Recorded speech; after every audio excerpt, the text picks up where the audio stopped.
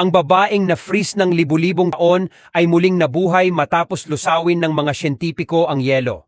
Nagising siya na napapalibutan ng tao, mukhang nalilito at mahinahong inaliw ng doktor. Hinugot niya ang respirator at nagpumiglas, kaya pinigilan siya ng 4 at tinurukan ng pampakalma. Napag-alaman ng mga siyentipiko na hindi siya galing sa mundo, posibleng mula sa ibang planeta. Pagkagising, tinanggal ng medical staff ang kanyang tali pero hindi niya naiintindihan ang Ingles. Mabilis na naghilo ang kanyang sugat at inaasahang makakatulong siya sa pananaliksik. Biglang hinimatay ang scientist na may mataas na lagnat, posibleng dulot ng sinaunang virus. Posibleng nahawa na rin ang iba sa base, habang ang isang tauhan ay bumagsak matapos pumasok. Nahiwalay sa snowstorm ang tauhan, ngunit agad na nasagip at naibalik sa bus na comatose.